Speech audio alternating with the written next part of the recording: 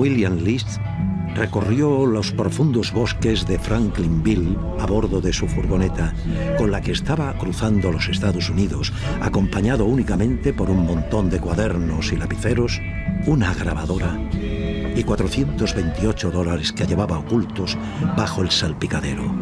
Era todo cuanto tenía en aquel invierno de 1978.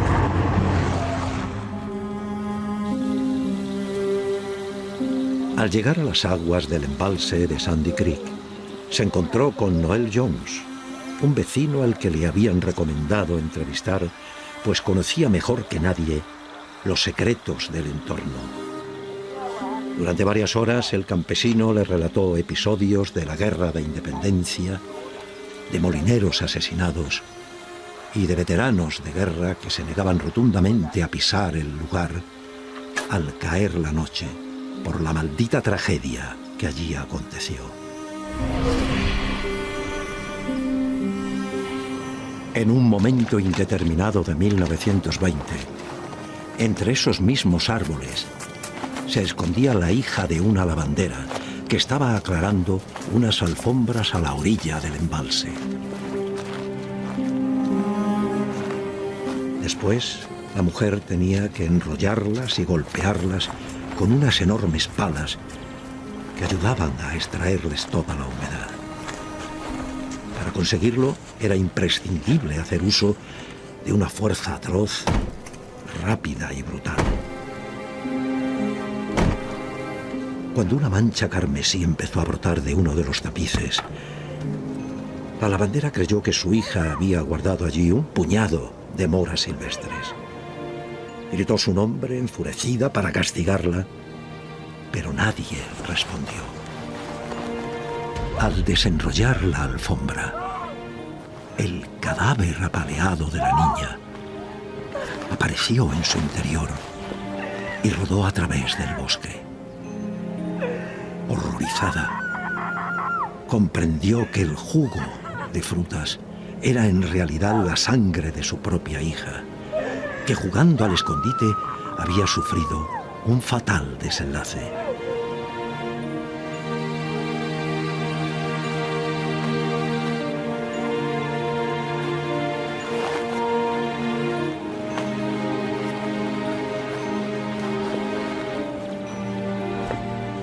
Incapaz de superar el dolor, la madre regresó unas horas más tarde y tras colgar una sábana en lo alto de un árbol, se ahorcó.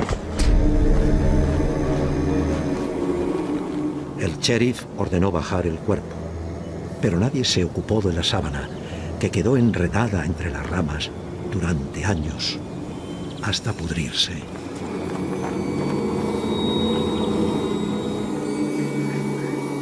Al acabar el relato, Noel Jones se despidió, pues la noche empezaba a gobernarlo todo, y él era uno de esos veteranos de guerra que preferían no tentar a los muertos. En realidad, a nadie le gustaba aquel lugar. Después de cenar, y tras anotar la historia en uno de sus cuadernos, William montó su saco de dormir y apagó la linterna.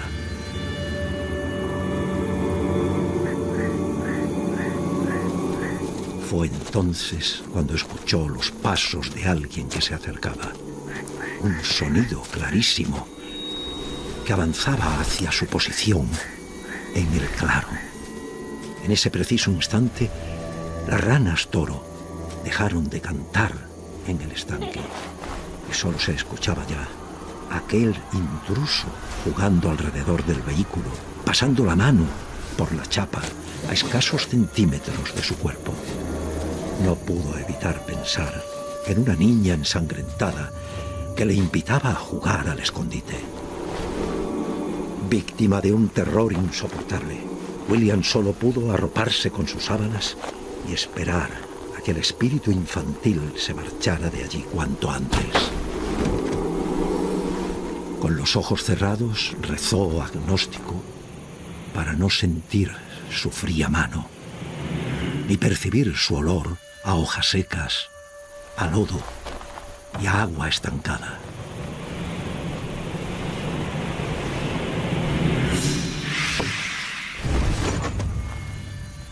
William siempre había pensado que existen dos tipos de aventureros: los que salen realmente en busca de aventura y quienes salen esperando secretamente no encontrarla.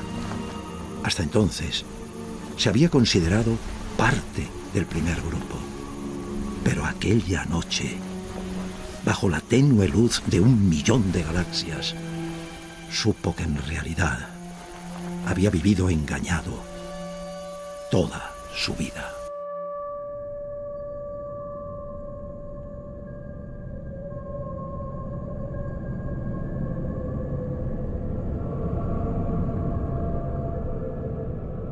Con el corazón un poco congelado, ¿eh? Inmaturi. Los fantasmas de los niños a lo largo de la historia. Javier Pérez Campos.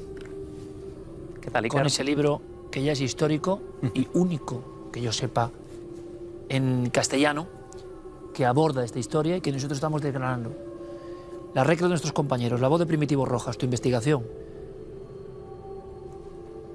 Indescriptible el terror de ese hombre dentro de la furgoneta. Había estado engañado toda su vida. Es que esa frase de William Lisket Moon es realmente impresionante, ¿no? Y su propia experiencia, Iker, porque hay que entender el contexto de cómo yo descubro este encuentro con el fantasma de la niña del Sandy Creek, ¿no? Porque fue de manera absolutamente inesperada, como muchas de las historias que yo cuento en Inmaturi. Muchos de los relatos, de las investigaciones, de los encuentros de las personas que se han topado con ellos, a mí me llegan de pura casualidad. Y para que entiendas el contexto, digamos, todo parte precisamente de otro libro. Este libro que tengo aquí, Carreteras Azules, de William Lisket Moon, es una crónica de viajes. Para muchos es un clásico de la literatura de viajes norteamericana, al que algunos han comparado con En el camino de Jack Kerouac, que aquello fue novela, que inició el movimiento beat, que tuvo una importancia fundamental, ¿no?, para la literatura, pero claro, aquello era novela, repito. Esto es un ensayo en el que el propio William Lisket Moon cuenta una historia que es realmente impresionante, es su propio relato. Él dice que el último día del invierno de 1978 descubre que con 38 años su vida es un absoluto fracaso, que no tiene absolutamente nada que hacer, que no tiene un futuro por delante, que no tiene esperanza en nada. Y en medio de la madrugada, dice, escucha un sonido en el cielo como un graznar, algo que le despierta, sale de la cama, se asoma a la ventana, ve dos bandadas de gansos azules sobrevolando su casa hacia el norte, y es entonces cuando tiene el mensaje. Dice que para él eso es un mensaje clarísimo. Revelación. Una revelación de que tiene que dejarlo todo, abandonarlo todo, coger esa furgoneta Ecoline que hemos visto en la recreación, que era el modelo más pequeño que Ford fabricaba en ese momento, y salir a viajar por los Estados Unidos por las carreteras azules. Las carreteras azules, Iker, eran las pequeñas carreteras que existían en los mapas de los Estados Unidos antes de que llegaran las mastodónticas autopistas, y que hicieron que estas pequeñas carreteras quedaran abandonadas, quedaran olvidadas, y que a su paso además dejaban abandonados un montón de pueblos. Donde... Es como pasa en España, por ejemplo. Sí, cuando coges estas nacionales, ¿no? Esa del Puerto del Escudo, que a ti te encanta. Todas las viejas carreteras se han quedado a un lado, ¿no? Claro.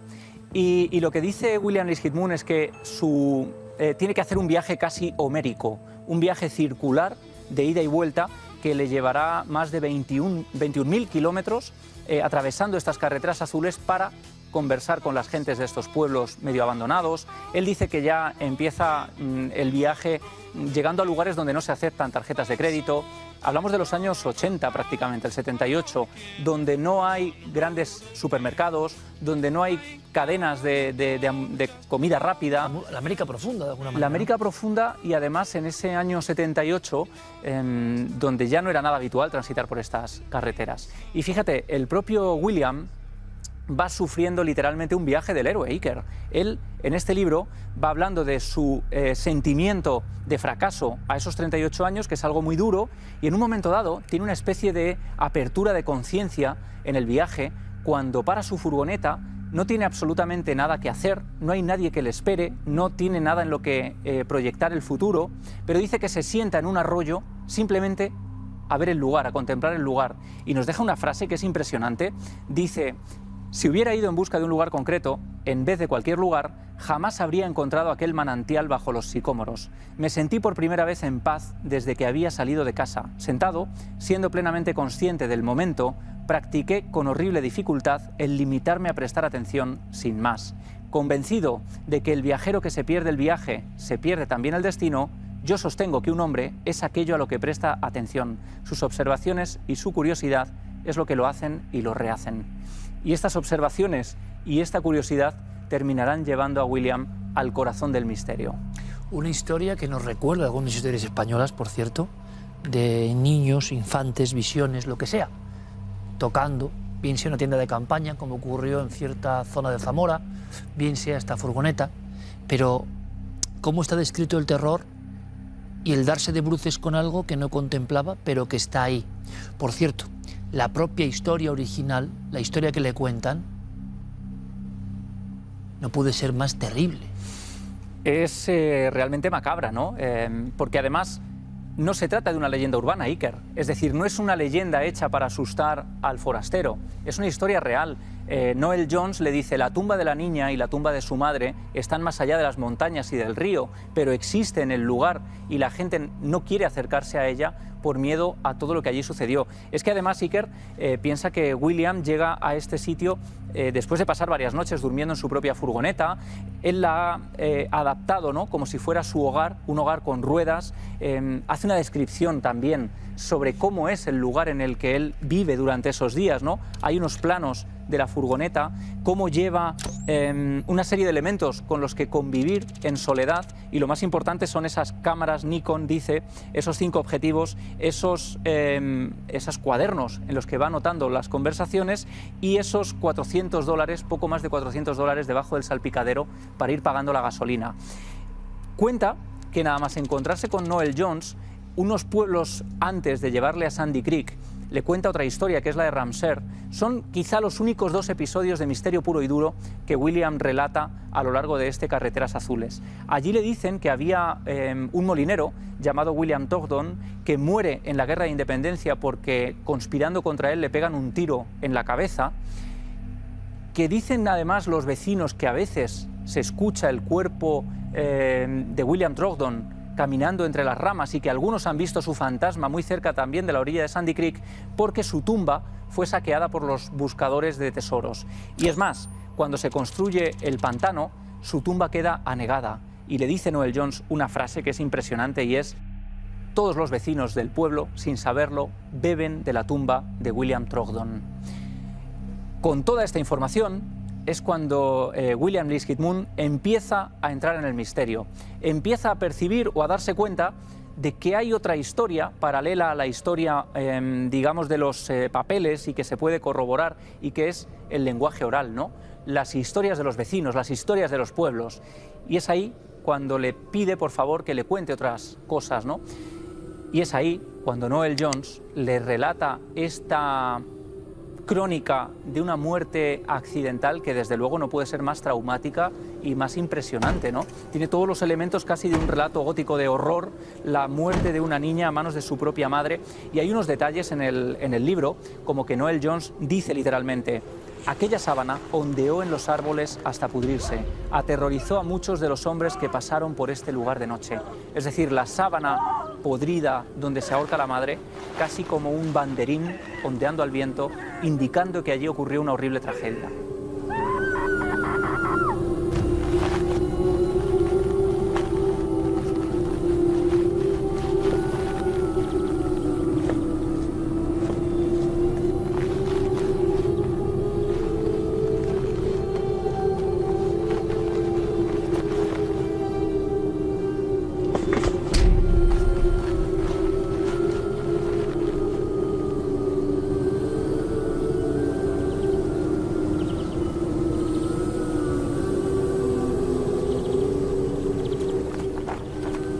Tú hablabas del círculo o del camino heroico del propio autor, que no es sino un cronista de viaje, como hemos hecho tantos en este equipo, en el sentido de darte cuenta de que hay cosas que no encajan, que la gente recuerda en su caja de tesoros, que transmite, que comparte, y que todos hemos sentido, tú lo has hecho en Inmaturi también, la necesidad de guardar esto a buen recaudo, que no se pierda, que quede en algún soporte físico.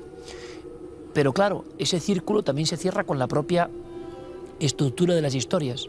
La niña muerta violentamente, aunque sea de forma accidental, aunque sea por parte de su propia madre, sigue por el mito o verdad del Agoroi, muerto fuera de hora, demasiado temprano, rondando en ese lugar. Y se aparecen las diferentes capas de tiempo.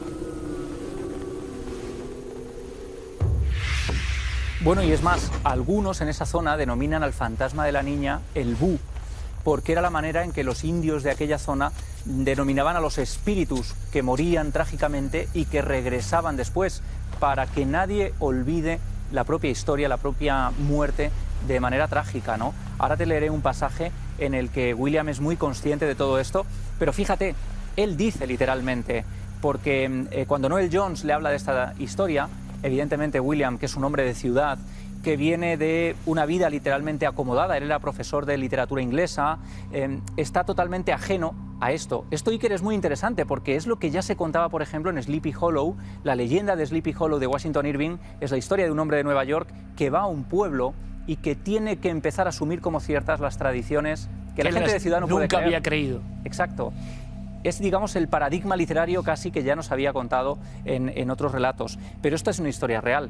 Y dice William, cuando todo queda en la oscuridad, cuando apaga esa linterna, sus palabras literales son: justo antes de dormirme escuché algo que se movía en los bosques cercanos y luego avanzaba a través del claro hacia mi furgoneta. Unos pasos lentos. No recordaba si había cerrado todas las puertas con seguro, pero no eran los pasos lo que me preocupaba, sino su lentitud, su aproximación deliberada. Continuó avanzando y luego empezó a acechar. Permanecí completamente inmóvil, preguntándome si había puesto el freno de mano y esperando que la Ford Motor Company no hubiera escatimado un centímetro en la chapa de acero. Qué bien contado. Alguien dirá, llevaba una cámara de fotos, no fotografía de la niña, es lo de siempre, ¿no? Pudo ser así, pudo no ser así, bueno, pero el terror que le envolvió, yo creo que... Es que él cuenta que se ve literalmente paralizado por el miedo. Y lo entiendo, y lo entiendo. Se siente incluso un poco ridículo, viéndose incapaz de salir ahí fuera a ver lo que sucede. Además hay otro detalle que él da y que conocemos bien en el misterio, y es como el bosque queda en silencio absoluto poco antes de que empiece a acechar aquello alrededor de su furgoneta. La campana de realidad que se posa sobre ese lugar. Las ranas toro se callan por completo y cuando termina la experiencia, cuando aquello simplemente se desvanece, después incluso de escucharlo andar sobre la chapa del techo de la furgoneta, él piensa, podría ser un animal quizá acechando en la noche, pero aquello no parecen las patas de un animal. Después de la experiencia todo vuelve a la normalidad, pero hay un encuentro muy inesperado también en la madrugada. Él consigue dormirse después de que todo esto suceda, entre otras cosas porque no se atreve a salir de la furgoneta, se ve obligado a dormir allí hasta que llegue la primera luz del día, y dice que a eso de las 3 de la mañana recibe o escucha unos golpes en la furgoneta, alguien que está golpeando con fuerza y que está gritando desde el exterior. Asustado coge la linterna, mira y descubre al ayudante del sheriff, que está allí preguntándose qué pinta una furgoneta en medio de este lugar, en medio de la nada, en este parque forestal, ¿no? Él se excusa, dice, mira, soy un hombre que estoy dando la vuelta a los Estados Unidos en mi furgoneta, no tengo dónde dormir, solo he encontrado este lugar. El ayudante del sheriff le dice, bueno, este no es un buen lugar para dormir. Y es ahí cuando William se atreve a preguntarle, oye, es que yo he escuchado un ruido extraño hace unas horas. Se atreve a hablarlo con el ayudante del sheriff. Y fíjate, dice, el ayudante del sheriff me miró durante un momento evaluándome. Le garantizo algo, Wim, este que viste y calza no dormiría en este lugar con el bu merodeando si no tuviera algo que me diera paz mental. ¿Paz mental?, le pregunta William. Paz mental, dijo dando unos golpecitos con el pulgar a la culata de su pistola. Adelante, quédese a pasar la noche, aunque yo de usted cerraría con seguro las puertas del vehículo. Esto se lo dice el agente de autoridad del pequeño pueblo de Sandy Creek. Y menciona el bu. El bu, habla del bu, que es esa referencia a los espíritus de los indios que vivían allí, y el propio William devuelve la referencia y dice, antes de volver a caer dormido, recordé a los Pieles Rojas que caminaban en estos territorios de espaldas y borraban sus pisadas para que ningún espíritu muerto pudiera seguirlos. No es solo una historia sobrecogedora como pocas, porque todos nos hemos visto en esa furgoneta con la pobre cría, en el fondo dices, claro, pobre niña lo que le pasó, pero su vuelta es lo que impresiona, porque ha roto todas las lógicas. sino que además del miedo evidente que estarán sintiendo algunos, hay aprendizaje y conocimiento. Si Javi Pérez Campos ha seguido progresando en todos sus trabajos en estos años que le conocemos, concluyendo con Inmaturi, es porque ha seguido indagando incluso en áreas y lagunas que no son muy transitadas, y eso es lo que hace que su información sea muy, muy especial. Javi, un placer, amigo. enhorabuena, gracias. Muchas gracias. Vaya historia.